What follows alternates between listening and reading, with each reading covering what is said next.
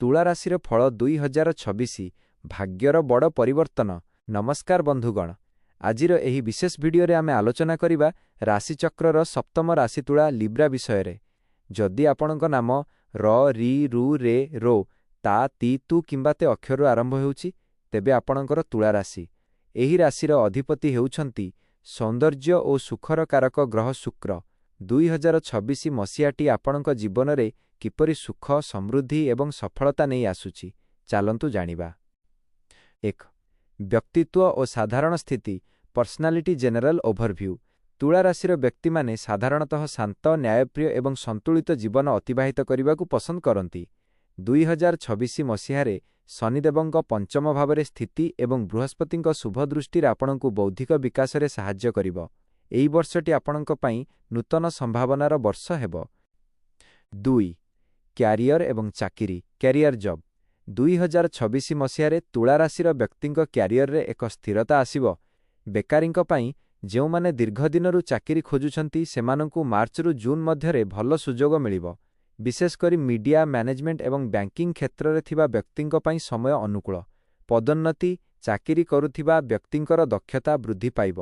August ମାସ ପରେ ପଦୋନ୍ନତି ଏବଂ ସ୍ଥାନାନ୍ତରଣ ଟ୍ରାନ୍ସଫରର ଯୋଗ ରହିଛି, ଯାହା ଆପଣଙ୍କ ପାଇଁ ଲାଭଦାୟକ ହେବ। 3. ବ୍ୟବସାୟ ଓ ବାଣିଜ୍ୟ ବିଜନେସ୍। ବ୍ୟବସାୟୀମାନଙ୍କ ପାଇଁ ଏହି ବର୍ଷଟି ଖୁବ୍ ଭଲ ରହିବ। ନୂତନ ନିବେଶ ଯଦି ଆପଣ କୌଣସି ନୂଆ ବ୍ୟବସାୟ ଆରମ୍ଭ କରିବାକୁ ଚାହୁଁଛନ୍ତି, ତେବେ ବର୍ଷର ମଧ୍ୟଭାଗ ଶ୍ରେଷ୍ଠ ସମୟ। ଶୁକ୍ରଙ୍କ କୃପାରୁ ପ୍ରସାଧନ ସାମଗ୍ରୀ, ପୋଷାକ ଏବଂ ଅଳଙ୍କାର ବ୍ୟବସାୟରେ ପ୍ରଚୁର ଲାଭ ମିଳିବ।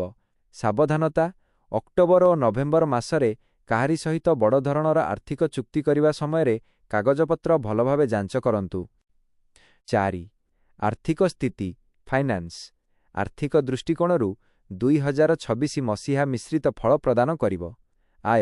ଆୟର ନୂତନ ମାର୍ଗ ଉନ୍ମୁକ୍ତ ହେବ। ପୁରୁଣା ନିବେଶରୁ ଭଲ ରିଟର୍ଣ୍ଣ ମିଳିବାର ସମ୍ଭାବନା ଅଛି। ବ୍ୟୟ ଘରର ମରାମତି କିମ୍ବା କୌଣସି ଶୁଭ କାର୍ଯ୍ୟରେ ଅଧିକ ଟଙ୍କା ଖର୍ଚ୍ଚ ହୋଇପାରେ। ସଞ୍ଚୟ ଉପରେ ଗୁରୁତ୍ୱ ଦିଅନ୍ତୁ। ଋଣ ଯଦି କୌଣସି ବଡ଼ ଋଣ କରିବାକୁ ଚାହୁଁଛନ୍ତି, ତେବେ ତାହା ସହଜରେ ମିଳିଯିବ, କିନ୍ତୁ କ୍ଷମତା ଅନୁସାରେ ଋଣ ନେବା ଭଲ। 5. ପ୍ରେମ ଏବଂ ବିବାହ ଲଭ୍ ମ୍ୟାରେଜ୍। ତୁଳା ରାଶିର ପ୍ରେମ ଜୀବନ ପାଇଁ 2026 ଅତ୍ୟନ୍ତ ରୋମାଣ୍ଟିକ୍ ରହିବ। ପ୍ରେମ ସମ୍ପର୍କ ସାଥୀଙ୍କ ସହିତ ଥିବା ପୁରୁଣା ମତଭେଦ ଦୂର ହେବ।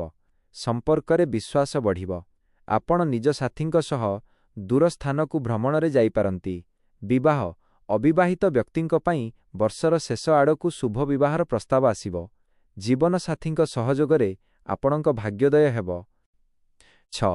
ପରିବାର ଓ ସାମାଜିକ ଜୀବନ ଫ୍ୟାମିଲି। ପରିବାରରେ ଶାନ୍ତି ଓ ସୁଖାଦ୍ୟର ବାତାବରଣ ରହିବ। ପିତାମାତାଙ୍କ ସ୍ୱାସ୍ଥ୍ୟରେ ସାମାନ୍ୟ ଅବନତି ଦେଖାଦେଇପାରେ, ତେଣୁ ସେମାନଙ୍କର ସେବା କରନ୍ତୁ। ସନ୍ତାନମାନଙ୍କ ପଢ଼ାଶୁଣା ଓ କ୍ୟାରିୟରକୁ ନେଇ ଆପଣ ଗର୍ବିତ ହେବେ। ସାମାଜିକ ସ୍ତରରେ ଆପଣଙ୍କର ମାନ ସମ୍ମାନ ବୃଦ୍ଧି ପାଇବ। 7. ଶିକ୍ଷା ଏଜୁକେସନ୍। ବିଦ୍ୟାର୍ଥୀମାନଙ୍କ ପାଇଁ ଏହି ବର୍ଷଟି କଠିନ ପରିଶ୍ରମର ବର୍ଷ।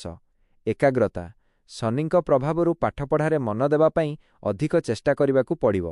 ଉଚ୍ଚଶିକ୍ଷା ଯେଉଁମାନେ ଉଚ୍ଚଶିକ୍ଷା କିମ୍ବା ବିଦେଶ ଯିବାକୁ ଚାହୁଁଛନ୍ତି, ସେମାନଙ୍କ ପାଇଁ ମେରୁ ସେପ୍ଟେମ୍ବର ମଧ୍ୟରେ ସମୟ ଶ୍ରେଷ୍ଠ। 8. ସ୍ୱାସ୍ଥ୍ୟ ହେଲ୍ଥ। ସ୍ୱାସ୍ଥ୍ୟ ଦୃଷ୍ଟିରୁ 2026ରେ ସତର୍କ ରହିବା ଉଚିତ। ସମସ୍ୟା କଟି, ବ୍ୟାକ୍ ପେନ୍, ମୁଣ୍ଡବିନ୍ଧା କିମ୍ବା ପେଟଜନିତ ସମସ୍ୟା ହୋଇପାରେ। ମାନସିକ ଚାପରୁ ରକ୍ଷା ପାଇବା ପାଇଁ ଯୋଗ ଓ ଧ୍ୟାନ କରନ୍ତୁ।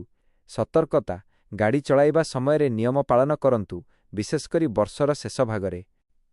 9. ବିଶେଷ ପ୍ରତିକାର ରେମେଡିଜ୍। ଶୁଭଫଳ ପାଇଁ ତୁଳା ରାଶିର ବ୍ୟକ୍ତିମାନେ ଏହି କାମ କରନ୍ତୁ। 1. ପ୍ରତି ଶୁକ୍ରବାର ଦିନ ମା ଲକ୍ଷ୍ମୀଙ୍କ ଆରାଧନା କରନ୍ତୁ ଏବଂ କ୍ଷୀରି ଭୋଗ ଲଗାନ୍ତୁ। 2. ଧଳା ରଙ୍ଗର ବସ୍ତ୍ର କିମ୍ବା ଚାଉଳ ଦାନ କରନ୍ତୁ। 3. ପ୍ରତିଦିନ ସକାଳେ ଶୁକ୍ର ମନ୍ତ୍ର ଓ ସୁଂ ଶୁକ୍ରାୟ ନମଃ ଜପ କରନ୍ତୁ। 4. ଗୋମାତାକୁ ରୁଟି ଓ ଚିନି ଖାଇବାକୁ ଦିଅନ୍ତୁ। ଏହା ତୁଳା ରାଶି ପାଇଁ ଧୈର୍ଯ୍ୟ ଓ ପରିଶ୍ରମର ବର୍ଷ। ଆପଣଙ୍କର ସନ୍ତୁଳିତ ନିଷ୍ପତ୍ତି ଆପଣଙ୍କୁ ବଡ଼ ସଫଳତା ଦେବ। ନିଶ୍ଚିତ ଭାବରେ ଏହି ବର୍ଷଟି ଆପଣଙ୍କ ଜୀବନର ଅନେକ ଅଧୁରା ସ୍ୱପ୍ନ ପୂରଣ କରିବ। ଆପଣ